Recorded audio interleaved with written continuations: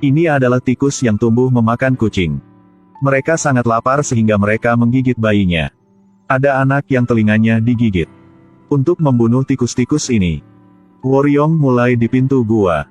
Sebarkan bubuk yang disukai tikus di jalan desa. Setiap baris terhubung. Akhirnya berkumpul di sebuah titik di tengah desa. Tapi ini baru permulaan. Lalu dia membakar tumpukan besar kayu bakar. Tunggu angin datang cepat, taburkan bubuk pengusir tikus. Di bawah kendali angin, asap tebal bercampur bubuk mengusir hewan pengerat. Dengan cepat menyebar ke setiap sudut desa. Penduduk desa menutupi hidung mereka dengan sapu tangan. Diam-diam menunggu hasil untuk membunuh tikus. Bersama dengan desa asap yang menyebar, tikus-tikus itu tiba-tiba tidak punya tempat untuk bersembunyi. Woryong sekarang mengambil seruling untuk dimainkan. Di bawah serulingnya yang merdu, tikus yang tak terhitung jumlahnya keluar satu demi satu. Jumlah tikus semakin banyak. Hanya bisa membayangkan dari banyak hal. Penduduk desa juga terkejut sampai syok. Tidak pernah bermimpi bahwa desa tempat mereka tinggal sepanjang hidup mereka memiliki begitu banyak tikus. Bahkan Woryong pun ketakutan. Dia belum pernah melihat begitu banyak tikus dalam hidupnya. Dengan sangat cepat tikus-tikus itu berkerumun dan berlari ke satu arah dalam waktu yang bersamaan. Titik akhirnya adalah tempat Woryong memasang jebakan. Tapi kecepatan tikus terlalu cepat. Begitu saja, harus menutup lubangnya. Woryong buru-buru meraih tasnya dan berlari menuju gua. Melihat tikus datang, Woryong tidak sabar dan berhati-hati agar tidak tersandung. Khawatir itu tidak akan tepat waktu. Untungnya, putra Yang Nam muncul tepat waktu. Gunakan pagar untuk memblokir 3 persimpangan. Lalu taburkan bedak di pintu masuk gua. Saat ini, tikus dengan cepat tiba. Yang Nam sangat kurus, aku tidak tahan. Pagar perlahan jatuh ke satu sisi. Bahwa Yang Nam menemukan seekor tikus berlari di tangannya. Sepertinya dia akan digigit tikus. Tapi kemudian tikus itu tiba-tiba menghilang. Ternyata ayah datang tepat waktu. Di bawah kerjasama ayah dan anak, tikus akhirnya memasuki gua. Woryong dengan cepat menggunakan seluruh kekuatannya untuk mendorong batu di sebelahnya untuk memblokir pintu masuk gua. Dan akhirnya memecahkan wabah tikus yang melanda desa selama bertahun-tahun.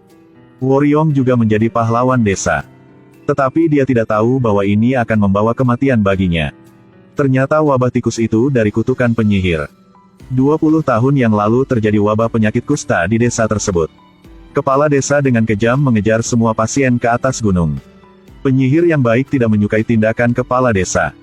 Bersama dengan orang sakit, mereka membangun desa baru di atas gunung. Siapa yang mengira perang akan pecah? Kepala desa membawa penduduk desa ke gunung untuk berlindung. Awalnya penyihir itu tidak mau menerima mereka.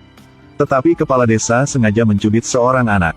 Membuatnya menangis seketika, membangkitkan simpati penderita kusta. Pada akhirnya penyihir itu menahan kepala desa dan yang lainnya.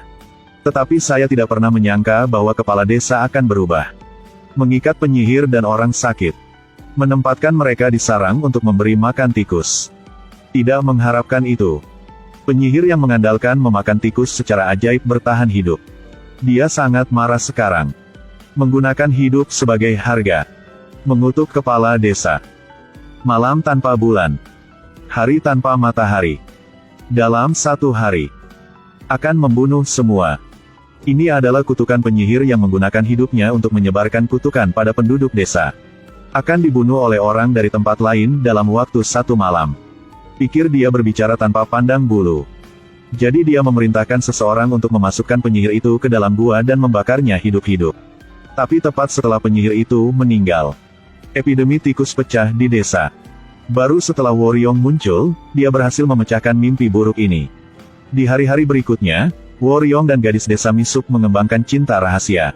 Keduanya biasa bertemu mereka di hutan, tetapi hari itu mereka tidak sengaja ditemukan oleh kepala desa. Jadi dia pergi ke rumah Misuk dan menginjak pergelangan kakinya. Lalu peringatan ganas. Jika dia berani keluar dari desa setengah langkah, dia akan memberitahu dia. Woryong membantu penduduk desa mengatasi penyakit tikus. Merasa seperti akan meninggalkan desa, Misuk buru-buru memohon Woryong untuk membawanya. Tapi Woryong ingin mendapatkan remunerasi terlebih dahulu sebelum pergi. Pada awalnya kepala desa berjanji, jika dia menyelesaikan wabah tikus, dia akan membelikannya mobil yang bagus. Uang ini bisa membawa anakmu ke dokter. Tidak pernah menyangka ketika Woryong datang untuk meminta kompensasi. Kepala desa membawa kucing mati yang telah dia persiapkan sebelumnya dan mengatakan itu adalah kucing yang mati digigit tikus. Wabah tikus masih belum terpecahkan. Woryong merasa IQ terhina, ingin segera mengambil uang itu dan pergi. Tidak menyangka dia mengulurkan tangannya dan dipotong 2 jarinya oleh putra kepala desa. Tidak menunggu Woryong bereaksi. Jari yang terputus itu terbang sejauh 800 meter. Hati Woryong hancur sekarang. Dia bahkan tidak bisa bermimpi. Diri sendiri yang baik hati membantu penduduk desa menangani epidemi.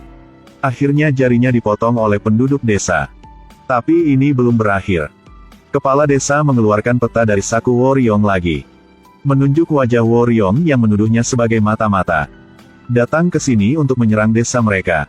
Tidak peduli bagaimana Woryong menjelaskannya, penduduk desa menolak untuk mempercayainya. Misuk datang. Dia ingin menjelaskannya pada Woryong, tapi kepala desa melirik Misuk yang ketakutan. Di bawah ancaman kepala desa, dia hanya bisa menghapus hubungannya dengan Woryong. Bahkan menunjukkan bahwa dia adalah mata-mata. Woryong tidak bisa melawan. Dia ingin berdiri untuk memprotes tetapi dipukul hingga pingsan oleh orang lain. Tidak lama kemudian, Misuk mengenakan pakaian penyihir. Dia ditusuk dengan pisau sepanjang 40 meter. Penduduk desa sangat sulit untuk dipahami. Hanya melihat mulut Misuk membacakan kutukan penyihir tahun itu. Tiba. Dia telah datang. Penduduk desa merasa ngeri dengan pemandangan yang tak terduga itu. Berkata pada saat yang sama untuk melepaskan ayah dan anak Woryong. Tapi kepala desa yang jahat tidak mau membiarkan mereka pergi. Bola nasi yang diracuni secara diam-diam. Yang Nam tidak tahu apa yang harus diambil dan dimakan. Segera setelah itu, bocah itu tidak berhenti muntah darah. Akhirnya jatuh tak pernah bangkit lagi. Woryong memeluk mayat beku putranya. Pertahanan di hati benar-benar hancur. Dia bersumpah bahwa dia harus membalaskan dendam putranya. Woryong mengambil segenggam bubuk jeruk nipis dan mengoleskannya ke seluruh wajahnya. Lalu taburkan ke seluruh tubuhku. Lalu taruh tangan di atas bubuk kapur. Ambil batu besar dan hancurkan. Sekali tidak cukup, dia menggertakkan giginya sekali lagi. Kemudian terlatih-tatih dan menyebarkan darah di sekitarnya. Lalu lemparkan daging itu ke sarang tikus dan buat kesepakatan dengan tikus itu. Selama dia berhasil membalas dendam, dia rela mengorbankan tubuhnya. Woryong memainkan seruling di depan, ada banyak tikus di belakang. Dia ingin membawa tikus kembali ke desa. Sebelum dia pergi, dia membakar tumpukan kayu. Taburkan banyak obat hipnotis. Asap tebal menyelinap ke setiap sudut dan celah. Penduduk desa menghirup langsung pusing dan koma. Tak lama kemudian tikus-tikus itu sampai di pinggir desa. Mereka memasuki jendela, memulai serangan kekerasan terhadap penduduk desa. Anak kepala desa dikerumuni tikus. Dia ketakutan dan segera bersembunyi di kandang kucing. Melihat tikus di luar, dia tiba-tiba menjadi sombong. Tapi 1 detik sembarangan tergelincir. Kandang kucing itu tidak sengaja dibuka. Tikus-tikus itu segera masuk. Saat ini, kepala desa juga melihat sesuatu yang tidak biasa. Tapi tikus mengelilinginya. Merasakan bahaya, dia berlari ke dalam rumah untuk mencari senjata. Tidak berharap kepala desa menjadi mata-mata. Dia menghunus pedangnya. Pegang obor dan ayunkan ke arah tikus. Dia sangat curiga. Mengapa tikus lari ke desa? Baru setelah Woryong melangkah keluar dari desa asap, dia baru mengerti. Ternyata banyak yang dilakukan oleh Woryong. Bagaimana manusia bisa seperti ini? Bagaimana bisa melakukan hal seperti ini? Kau tidak berhak menjadi manusia. Tunggu sampai kepala desa bangun. Kegelapan di sekitar padat dengan mata. Kepala desa tiba-tiba panik dan dengan cepat naik ke ayunan. Woryong sekarang mengambil seruling dan memainkannya. Menginstruksikan tikus untuk menyerang. Kepala desa melompat ketakutan. Tapi rantai ayun tidak tahan langsung putus. Kepala desa jatuh dengan keras ke tanah. Segera setelah itu tikus datang berbondong-bondong. Ubah kepala desa menjadi makanan yang lezat. Setelah fajar, kepala desa hanya memiliki 1 noda darah yang tersisa. Desa memulihkan ketenangan. Selain beberapa anak yang baru bangun tidur. Tidak melihat orang dewasa lainnya. Sekarang seruling berbunyi lagi. Anak-anak menemukan jalan mereka menuju suara seruling. Woryong memainkan seruling terlebih dahulu. Bawa anak-anak ke puncak gunung. Akhirnya dibawa ke pemimpinan Woryong. Anak demi anak pergi ke gua yang gelap. Woryong dengan cepat menggunakan batu itu untuk memasukkannya. Dia akhirnya berhasil membalaskan dendam putranya. Tapi itu juga harus membayar harga tinggi. Jika kepala desa tidak membalas dendam pada Woryong sejak awal, dia tidak akan melakukan balas dendam yang begitu kejam. Akhir dari film ini kontroversial. Ada yang mengatakan bahwa anak-anak itu tidak bersalah. Ada juga orang yang beranggapan bahwa anak harus menanggung kesalahan orang tuanya. Apa pendapat Anda tentang ini?